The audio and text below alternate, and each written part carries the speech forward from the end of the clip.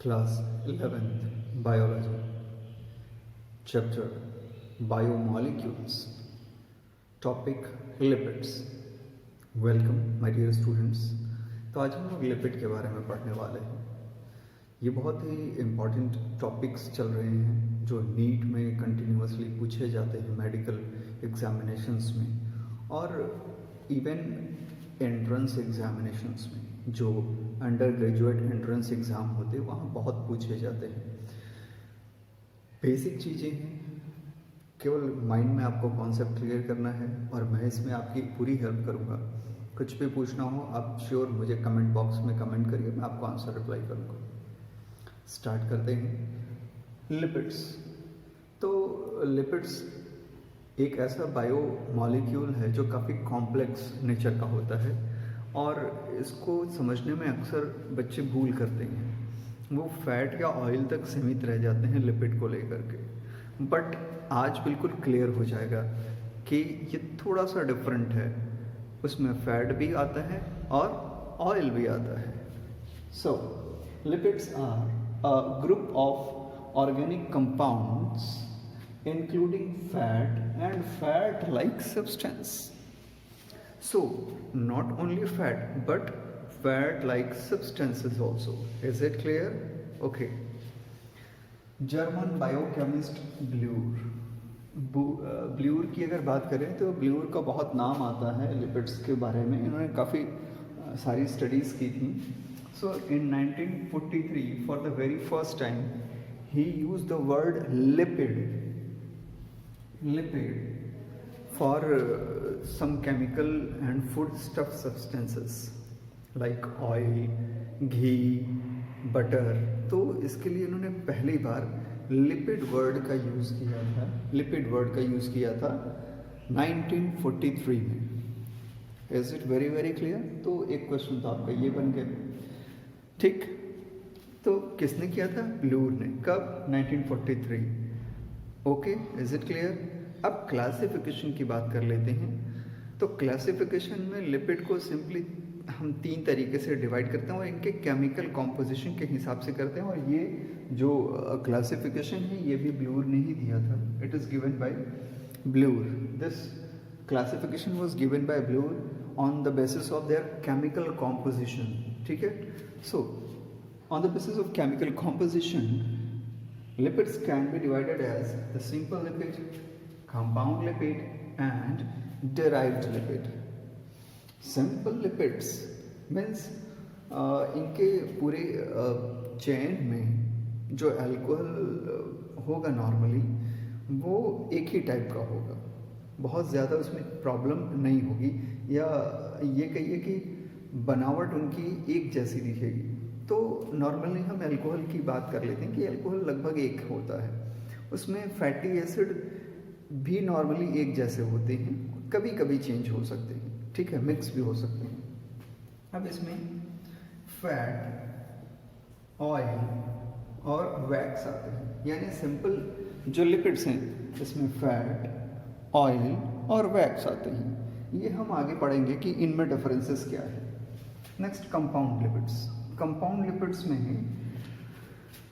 Alcohol और जो हमारा फैटी एसिड है, दो ही चीज़ से मिलकर लिपिड बनता है। यानी फैट की हम बात करते हैं तो फैटी एसिड और अल्कोहल, ठीक है, उससे मिलकर बनता है।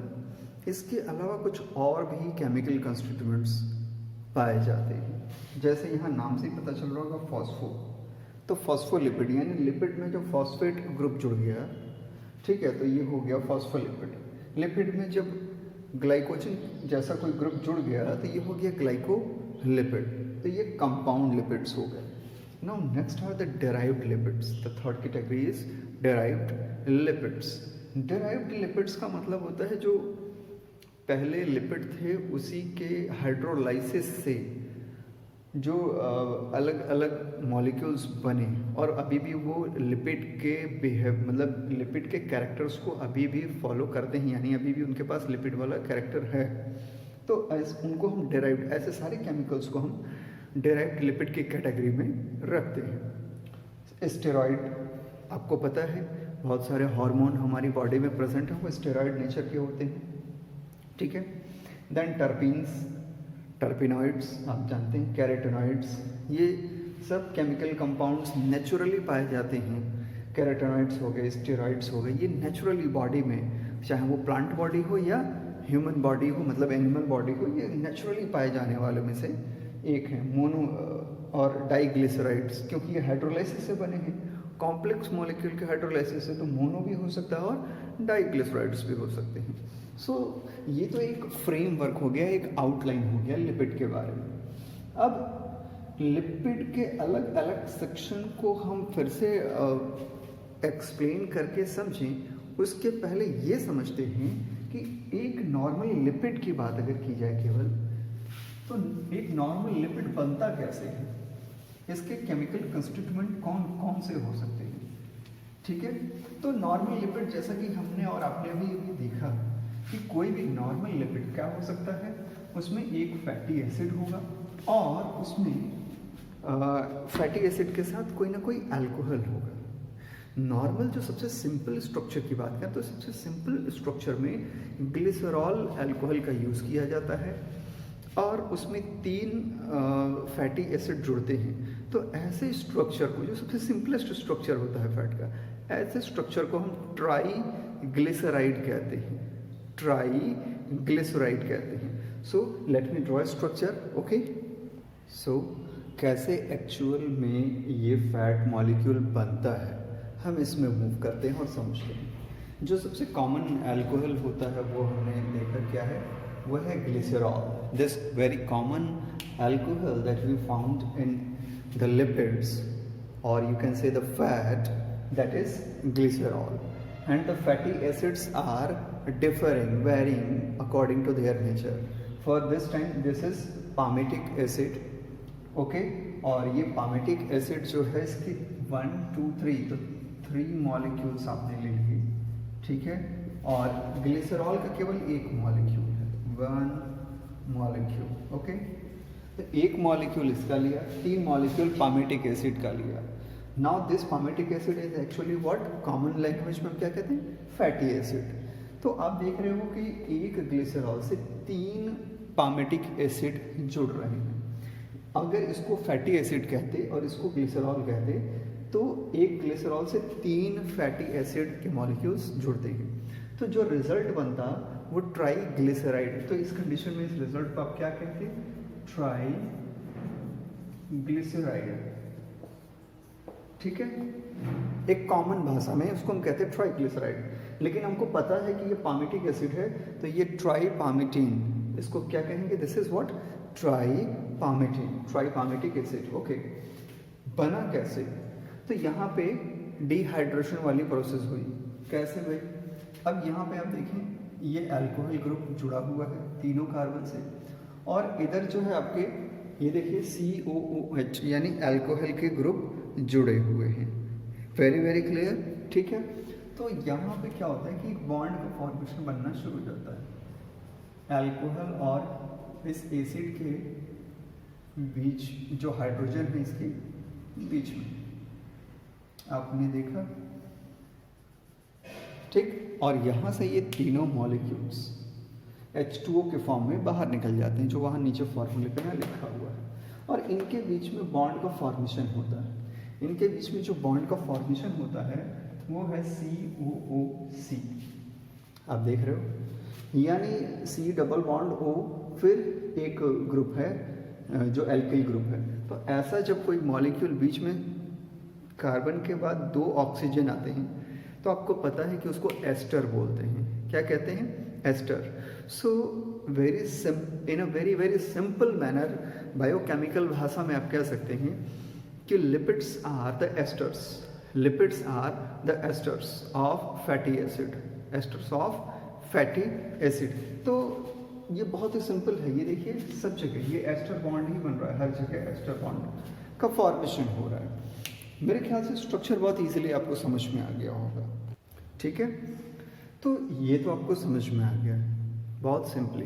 अब कौन कौन से अल्कोहल्स प्रेजेंट होते हैं, तो पहला अल्कोहल तो आपके पास भी लिखा हुआ है, दैट इज ग्लिसरॉल, है ना।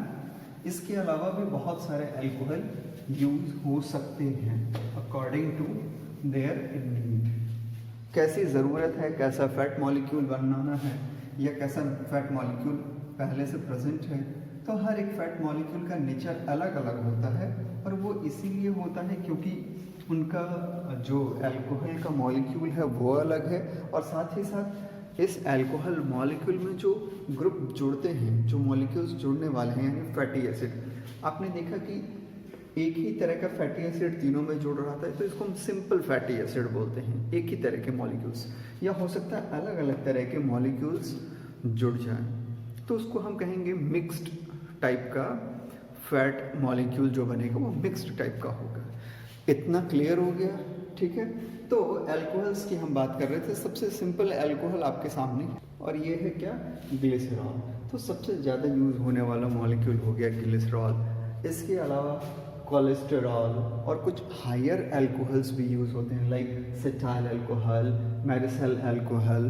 तो ये अलग अलग टाइप के अल्कोहल्स भी यूज़ होते हैं। इसके अलावा आपने क्लोरोफिल मॉलिक्यूल के स्ट्रक्चर्स देखे होंगे, वहाँ पे फाइटॉल की टेल जुड़ी होती है, फाइटॉल है ना, फाइटॉल टेल, एक जो उसका मेन पोरफायरिन हेड होता है मॉलिक्यूल का, उसमें एक लंबी सी टेल जुड़ी होती है।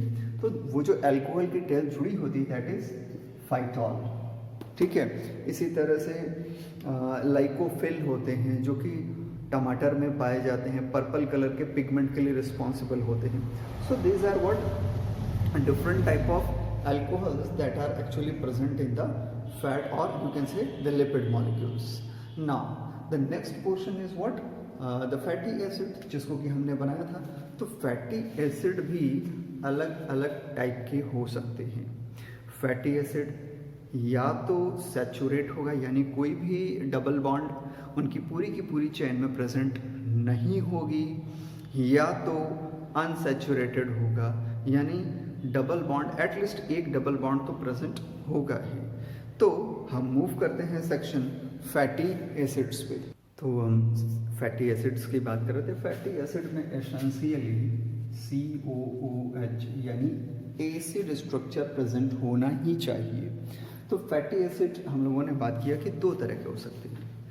पहला तो उसके कार्बन चेन में, उस फैटी एसिड के पूरे कार्बन चेन में कहीं भी डबल बॉन्ड या और कोई ट्रिपल बॉन्ड प्रेजेंट ना हो, केवल सिंगल बॉन्ड से कार्बन की वैलेंसी से, मतलब कार्बन पूरी सैचुरेशन सिंगल बॉन्ड से हो। तो ऐसे सभी फैटी एसिड को आप सैचुरेटेड फैटी एसिड कहते हैं। अगर मैं बिल्कुल सामान्य भाषा में कहूँ तो जो घी जैसे स्ट्रक्चर होते हैं, जो घी जैसे स्ट्रक्चर होते हैं, और जो वनस्पति घी, आप जिसे आप सामान्य भाषा में डालडा कहते हैं, तो ऐसे जिसको कहते हैं जम जाना, तो जो जमे हुए स्ट्रक्चर होते हैं वो सैचुरेटेड फैटी एसिड की कंडीशंस में या उनकी कैटेगरी में आते हैं। इसमें से एनिमल में ये स्टोर्ड, एनिमल की, जैसे हमारी बॉडी में एडिपोज टिश्यू है, यहाँ पे ये स्टोर रहते हैं, प्लांट्स में स्टोर रहते हैं। और स्टीयरिक एसिड की बात करें, पामिटिक एसिड और स्टीयरिक एसिड, ये सबसे ज़्यादा पाए जाते हैं हमारी बॉडी, मतलब एनिमल बॉडी में और प्लांट बॉडी में। तो यहाँ पे कुछ लिस्ट है, ये सभी के सभी सैचुरेटेड फैटी एसिड्स हैं। These all are saturated fatty acids, ठीक है। ब्यूटारिक एसिड जो बटर में मिलता है, और इसके अलावा भी मिल सकता है, लेकिन बेस्ट सोर्स बटर है। तो मैंने यहाँ पे बेस्ट सोर्स लिखे हैं, कोई ऐसा नहीं कि सिर्फ यहीं पे मिलेगा। This are the best source जहाँ पे मिल सकते हैं, मिलेंगे ही मिलेंगे जहाँ पे, इसके अलावा भी मिल सकते हैं, ठीक। Then capric acid, then caprylic acid, lauric acid, then myristic acid, then palmitic acid, stearic acid and arachidic acid. So these are the simple saturated fatty acids. अब हम मूव करते हैं अनसैचुरेटेड फैटी एसिड के segment पे। तो unsaturated fatty acid के examples ये रहे, ओलेइक एसिड, इसका source animal and plant fat, linoleic acid, linseed and cotton seed oils, linolenic acid, ये ध्यान से समझिएगा, ये लिनोलेइक एसिड है, ये लिनोलेनिक एसिड है, लिंसीड ऑयल में मिलता है। Then arachidonic acid animal fat में मिलता है। तो ये है अनसैचुरेटेड फैटी एसिड के कुछ एग्जांपल्स। अनसैचुरेटेड फैटी एसिड भी दो तरह के हो सकते हैं। अब आप सोच रहे होंगे इसमें भी कैटेगरी, क्या करें, ये बायोकेमिस्ट्री है, थोड़ी बहुत तो चलेगी। कैटेगरीज बॉन्ड, डबल बॉन्ड के प्रेजेंट होने के हिसाब से है। जैसे अगर पूरी की पूरी चेन में सिर्फ एक ही डबल बॉन्ड है, सिंगल डबल बॉन्ड है, तो उसको आप कहेंगे MUFA, that is what, MUFA, that is MUFA, ठीक है। और अगर एक से ज्यादा डबल बॉन्ड प्रेजेंट है तो उसको कहेंगे पूफा, मूफा एंड पूफा। अब आप सोच रहे होंगे ये क्या बोला है, तो मूफा का मतलब है मोनो अनसैचुरेटेड फैटी एसिड, यानी केवल एक डबल बॉन्ड है, पूरी की पूरी चेन में केवल एक डबल बॉन्ड प्रेजेंट है, मोनो अनसैचुरेटेड फैटी एसिड, तो दिस इज व्हाट मूफा। इसमें सिस और ट्रांस कन्फर्मेशन हो सकते हैं। सो इसके बेस्ट एग्जांपल में ओलेइक एसिड आता है, इसमें केवल एक ही डबल बॉन्ड होता है ना। इसके बेस्ट एग्जांपल में ओलेइक एसिड आता है। मूफा और पूफा वर्ड आप टीवी सीरियल जब देखते होंगे तो बीच में जो एडवर्टीजमेंट आते हैं उसमें बहुत सारे प्रोडक्ट होते हैं, उसमें बताता है कि इसमें ओमेगा फैटी एसिड है, इसमें ओमेगा 3 है, इसमें ये है वो है, उसको बहुत हाईलाइट करके बताते हैं। तो मूफा और पूफा वर्ड तो आपने सुना ही है, बस उसको समझते नहीं है। पॉली अनसैचुरेटेड फैटी एसिड, जब एक से ज़्यादा डबल बॉन्ड प्रेजेंट होते हैं तो उसको कहते हैं poly unsaturated fatty acid. Omega 3 fatty acid जो बार बार एडवर्टीजमेंट में दिखाए जाते हैं वो पूफा कैटेगरी से आते हैं, that is poly unsaturated fatty acid. और यहाँ पे बाकी जितने भी आपको ये स्ट्रक्चर्स दिख रहे हैं, यानी linoleic acid, linolenic acid and arachidonic acid, ये सब पॉली अनसैचुरेटेड फैटी एसिड्स हैं। तो अल्कोहल और फैटी एसिड आपकी समझ में आ गया, वो कैसे जुड़ते हैं वो भी आपने देख लिया, यानी फैट कैसे बनता है ये भी आपने देख लिया। अब हम चलते हैं क्लासिफिकेशन, और फिर उनके क्लासिफिकेशन में ही हम उनकी फिजिकल और केमिकल प्रॉपर्टीज को पढ़ लेंगे। सिंपल। अब तो आपको बहुत क्लियर हो गया कि ऑयल किसे कहेंगे या फैट किसे कहेंगे, ठीक है। तो ऑयल किसको कहेंगे, जिसमें अनसैचुरेटेड फैटी एसिड होंगे, चाहे वो मूफा हो या पूफा हो, इट डजंट मैटर, ये ऑयल होते हैं। क्यों? क्योंकि ये नॉर्मल रूम टेम्परेचर की बात करें तो ये लिक्विड वाली कंडीशन में होते हैं, एकदम जमे नहीं रहते हैं, यानी आप कह सकते हैं कि इनका मेल्टिंग पॉइंट, जो ये फैटी एसिड्स आपको दिख रहे हैं, इनका मेल्टिंग पॉइंट सैचुरेटेड वाले से मेल्टिंग पॉइंट से कम रहता है। जो सैचुरेटेड फैटी एसिड थे उनके कंपैरिजन में इनका मेल्टिंग पॉइंट कम होता है, यानी ये जल्दी ही पिघल जाते हैं, तो रूम टेम्परेचर पे भी लिक्विड के फॉर्म में मिलते हैं। सिंपल। तो ये ऑयल और फैट का डिफरेंस हो गया। तो अब हम आगे की ओर बढ़ते हैं। ओके, तो क्लासिफिकेशन के सेक्शन में तो हमने पहले ही ब्लूर का क्लासिफिकेशन देखा था, इसके जस्ट पहले ही आपने देखा था। तो सिंपल जो आप बात कर रहे थे सिंपल लिपिड्स की, तो सिंपल लिपिड्स में फैट, ऑयल और वैक्स, ये तीनों आते हैं। फैट ऐसे लिपिड्स होते हैं जिनमें सैचुरेटेड फैटी एसिड अल्कोहल के साथ प्रेजेंट होता है और उसका मेल्टिंग पॉइंट थोड़ा ज़्यादा होता है, इसलिए वो जमा हुआ रहता है नॉर्मल टेम्परेचर पे। बहुत गर्म टेम्परेचर पे तो पिघल जाएगा, बट नॉर्मल टेम्परेचर पे। ऑयल की बात करें तो उसमें अनसैचुरेटेड फैटी एसिड होता है, चाहे वो मोनो अनसैचुरेटेड फैटी एसिड हो या पॉली अनसैचुरेटेड फैटी एसिड हो, इट डजंट मैटर, दोनों में से कोई भी होगा तो वो ऑयल के फॉर्म में आपको मिलेगा। यानी मेल्टिंग पॉइंट ऐसे फैटी एसिड की जो सैचुरेटेड फैटी एसिड है उनसे कम होगी। और ये दोनों ही स्ट्रक्चर्स, मतलब कि फैट और साथ ही साथ आपने ऑयल की बात की, ये दोनों ही स्ट्रक्चर्स ग्लिसरॉल पे अटैच होके बनते हैं। यानी जो मेन यहाँ पे एस्टर प्रोवाइड करने वाला जो मटेरियल है वो कौन हो गया, वो हो गया ग्लिसरॉल। हाँ ठीक है, यानी बॉन्ड बनाने के लिए जो सूटेबल अल्कोहल यहाँ पे यूज़ हो रहा है वो है ग्लिसरॉल, ठीक है। यानी ट्राइग्लिसराइड्स नॉर्मली बनते हैं, वो भी ग्लिसरॉल, क्योंकि ग्लिसरॉल है इसलिए ग्लिसराइड्स बनते हैं। Is it clear? Next, wax. Wax में क्या होता है कि ये जो ग्लिसरॉल अब तक रोल प्ले कर रहा था फैट और ऑयल में, वो नहीं रहता, उसकी जगह कोई और अल्कोहल यूज़ होता है। तो फैटी एसिड्स जुड़ते तो हैं लेकिन ग्लिसरॉल से नहीं, किसी और अल्कोहल से। तो ऐसी कंडीशन में जो रिजल्ट बनता है उसको हम फैट या ऑयल के अलावा दूसरा नाम दे देते हैं और वो कहते हैं हम वैक्स। ये समझ में आया? Very simple. तो ये थे सिंपल लिपिड्स। नेक्स्ट जो कैटेगरी आती है वो है कंपाउंड लिपिड्स की। तो कंपाउंड लिपिड्स में भी अल्कोहल और फैटी एसिड तो होंगे ही होंगे। जो नई चीज होगी वो है कि इसके अलावा कोई और ग्रुप होगा। आपने देखा एग्जाम्पल में फॉस्फोलिपिड्स और ग्लाइकोलिपिड्स। तो मैं स्ट्रक्चर ड्रॉ करता हूँ फिर समझा देता हूँ। सो इस स्ट्रक्चर में देखिए ये लेसिथिन का स्ट्रक्चर है। ये यहाँ पे ग्लिसरॉल तो है ही, 1 2 3 3 कार्बन, ये ग्लिसरॉल तो है ही, साथ में फैटी एसिड्स भी हैं R1 R2 R3। ठीक है, एक्स्ट्रा एडिशन क्या हो गया ये देखिए, ये फास्फोरस वाला ग्रुप और साथ में कुछ नाइट्रोजनस टाइप के बेसिस भी ये जुड़ गए यहाँ पे, है ना। तो ये एक्स्ट्रा एडिशन हो गया, इसीलिए इसका नाम हम कंपाउंड लिपिड कहते हैं। What this are what compound lipids. ये काफ़ी कॉम्प्लेक्स स्ट्रक्चर बन गया। ठीक, तो नॉर्मल स्ट्रक्चर में आप देख रहे हो कि phosphate and some nitrogenous groups are added. ये है लेसिथिन का स्ट्रक्चर, आप देख सकते हैं। नेक्स्ट जो दूसरी टाइप का एक कंपाउंड या आप थोड़ा सा कॉम्प्लेक्स टाइप का लिपिड देखते हैं, इसको हम ग्लाइकोलिपिड कहते हैं। तो ये देखिए गैलेक्टोज का एक स्ट्रक्चर बनाया है मैंने। अब यहाँ पे जो ये OH, अब यहाँ पे नॉर्मली जो बॉन्ड बन सकता है, यहाँ पे कोई फैटी एसिड जुड़ जाए तो ये एक ग्लाइकोलिपिड में कन्वर्ट हो जाएगा। मैं एक ड्रॉ करता हूँ साथ में स्ट्रक्चर। तो ये जो स्ट्रक्चर आप देख रहे हैं ये है ग्लाइकोलिपिड। अब इसमें लिपिड वाला पोर्शन तो आप देख पा रहे हैं, ये आपका जो पोर्शन है ये फैटी एसिड का पोर्शन है। ठीक, ये फैटी एसिड का पोर्शन है और यहाँ पे ये नाइट्रोजनस पार्ट आपको दिख रहा होगा, नाइट्रोजनस पोर्शन। और ये तो गैलेक्टोज मैंने आपको बताया था। तो इसमें फॉस्फोरिक एसिड नहीं है, इसमें फॉस्फोरिक एसिड नहीं है, तो इसलिए इसको हम क्या कहेंगे, लिपिड है।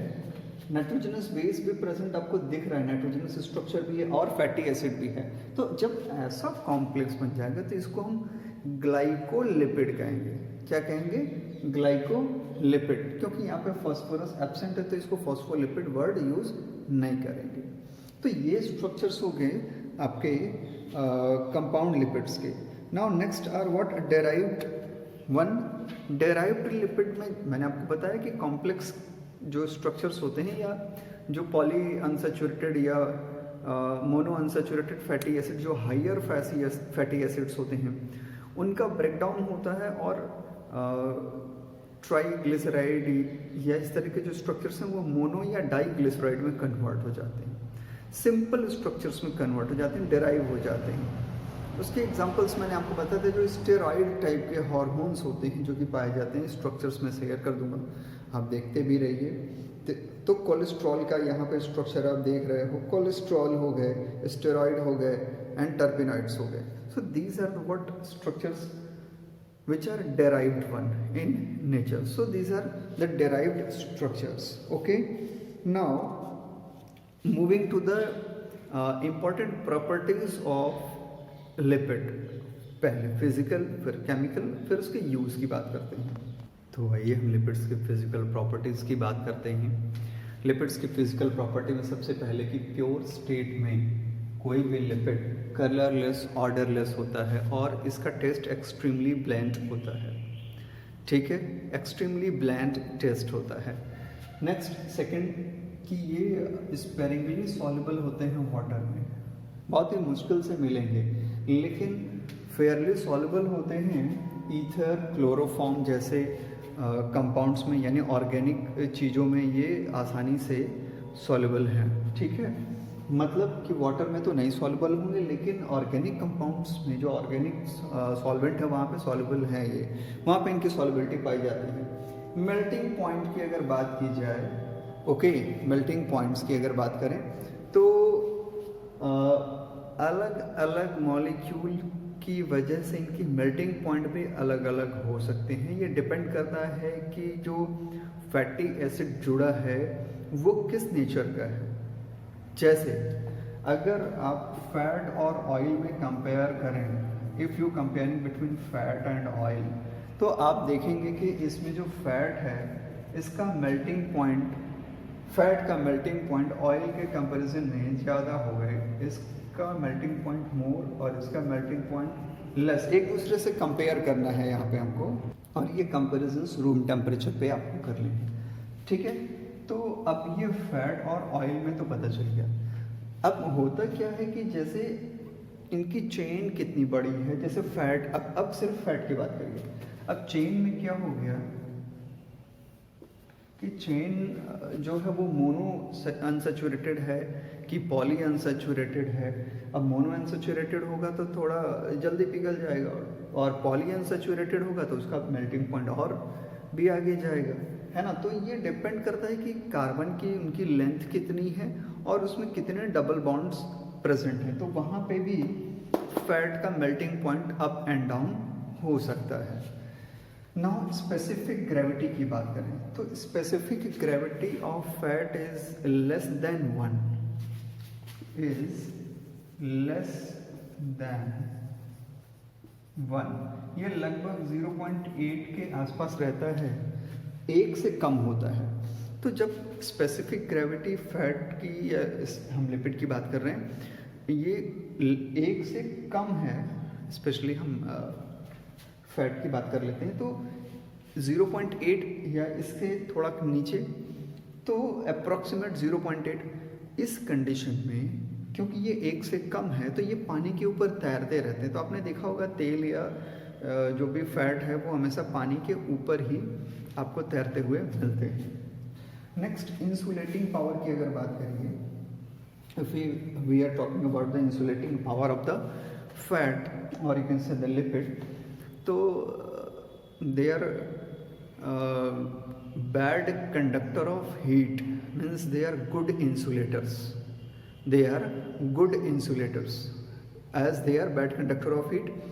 तो आप कह सकते हो कि हमारी बॉडी में जो एडिपोज टिश्यूज़ हैं या ऐसे एनिमल्स जो ठंडी जगह पे रहते हैं, आपने एग्जांपल बहुत सारे देखे होंगे, सील देखा होगा, वो काफ़ी फैटी होते हैं, काफ़ी उनमें फैट प्रेजेंट होता है। तो वो जो फैट है वो एक कंबल की तरह, एक ब्लैंकेट की तरह बिल्कुल वर्क करता है, और अंदर के एटमॉस्फेयर को गर्म रखता है, बाहर के एटमॉस्फेयर को अलग रखता है। तो बहुत सारे कोल्ड ब्लडेड और वार्म ब्लडेड एनिमल्स में पूरी की पूरी फैट की एक लेयर पाई जाती है, वो इंसुलेटिंग पावर की वजह से वो उनमें काफ़ी अच्छा हेल्प करता है उनको सर्वाइव करने में। नेक्स्ट प्रॉपर्टी जो है फिजिकल, वो है इमल्सिफाई होना। तो फैट की एक खास बात है कि ये इसको अगर ज़ोर से हिला दिया जाए तो इसके बहुत सारे टुकड़े बन जाते हैं। जो एक बड़ा ड्रॉप दिख रहा होता है वो छोटे छोटे कई ड्रॉप्स में कन्वर्ट हो जाता है। So this type of conversion is called emulsification, और ये इनकी एक फिजिकल प्रॉपर्टी है। ये किसी प्रोटीन के एक्शन की वजह से, जिसको आप एंजाइम कहते हैं, उसकी एक्शन की वजह से भी हो सकता है।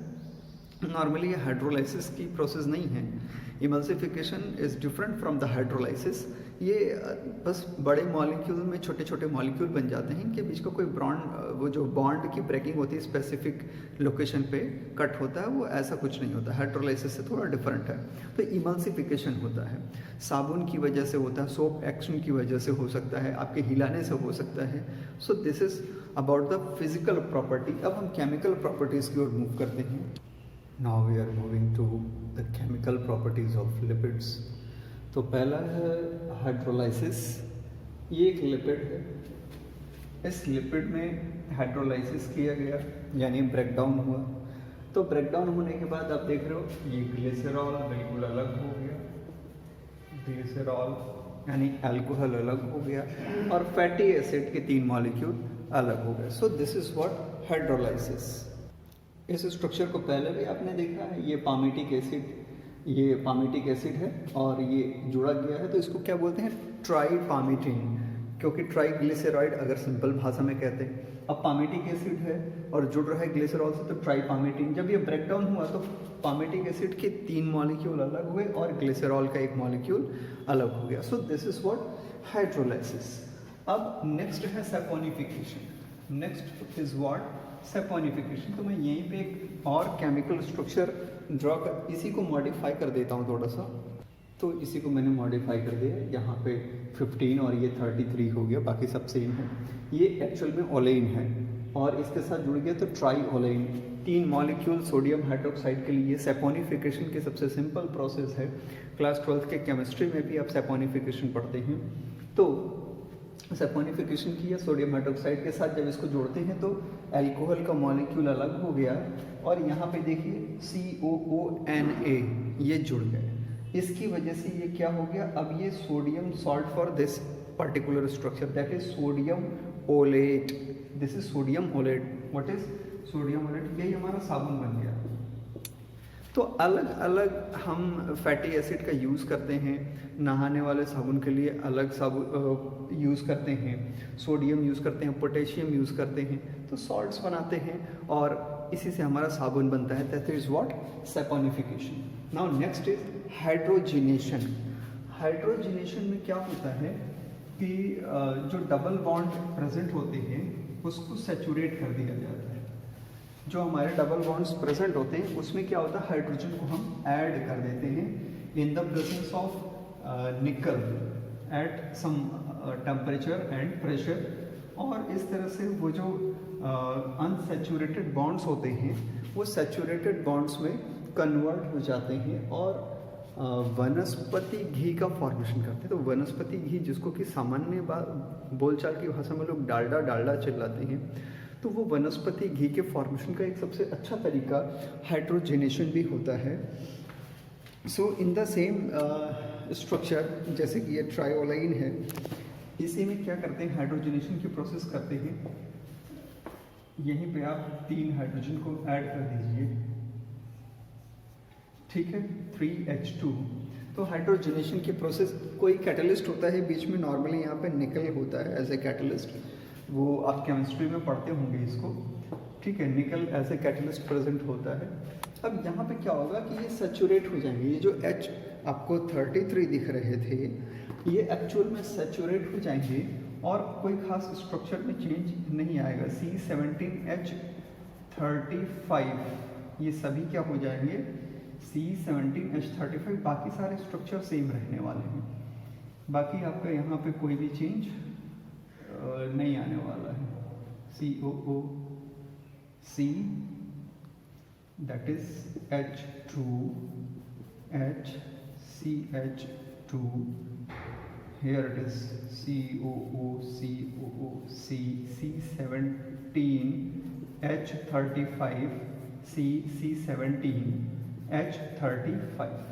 तो ये क्या हो गया, जो अभी तक डबल बॉन्ड थे यानी अनसैचुरेटेड बॉन्ड थे वो सब के सब सैचुरेट हो गए, and now it is what वनस्पति घी, और you can say that is it is one of the saturated structure. तो हाइड्रोजिनेशन से आपने क्या किया, सैचुरेट कर दिया स्ट्रक्चर्स को। Is it clear? ओके, तो सैचुरेट हो गए स्ट्रक्चर्स।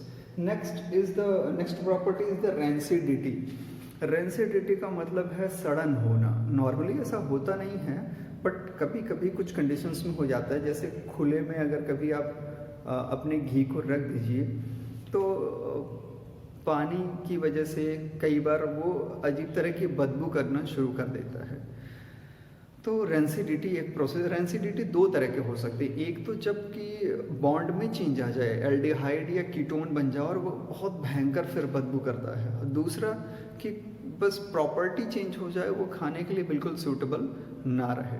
तो ये केमिकल प्रॉपर्टीज़ थे। अब यूजेस की बात कर लें तो ये फूड मटेरियल की तरह यूज़ होता है। हम खाने में घी का बहुत यूज़ करते हैं, ऑयल का यूज़ करते हैं, ये हमारी डेली लाइफ स्टाइल में है। इसके अलावा ये फूड मटेरियल की तरह हमारी बॉडी में और दूसरे ऑर्गेनिजम्स की बॉडी में भी प्रेजेंट होता है as a main food material. इसकी कैलोरीफिक वैल्यू बहुत ज़्यादा होती है, कार्बोहाइड्रेट से भी ज़्यादा होती है। इसके अलावा बहुत सारे सेल के स्ट्रक्चर्स में पाए जाते हैं, जैसे हमारी के सेल मेम्ब्रेन्स में पाए जाते हैं, और भी बहुत सारे स्ट्रक्चर्स में पाए जाते हैं। इसके अलावा ये हार्मोन्स बनाने में यूज़फुल हैं, बहुत सारे हार्मोन इनसे बनते हैं। इसके अलावा हीट इंसुलेशन का भी काम करते हैं। हमको पता ही है कि ये फैटी एक लेयर बनाते हैं जो ठंडे जगह पे सरवाइव करने में काफ़ी हेल्पफुल होता है। इसीलिए कहा जाता है, कहावत है ना कि मोटे लोगों को ठंडी नहीं लगती क्या, तो ये भी एक रीज़न है, रीज़न बिहाइंड दिस। इसके अलावा बहुत सारे विटामिन्स के सिंथेसिस में हेल्प करता है, स्पेशली विटामिन डी के। और इसके अलावा ये बहुत सारे विटामिन का कैरियर होता है। आपने फैट सॉल्युबल विटामिन्स की कहानी सुनी होगी ना, ए डी ई के विटामिन, ए डी ई के, ये जो विटामिन्स हैं ये फैट सॉल्युबल हैं, तो इनके लिए कैरियर की तरह भी ये एक्ट करता है। So this is all about the lipids from the biomolecules. Thank you very much, बने रहिए।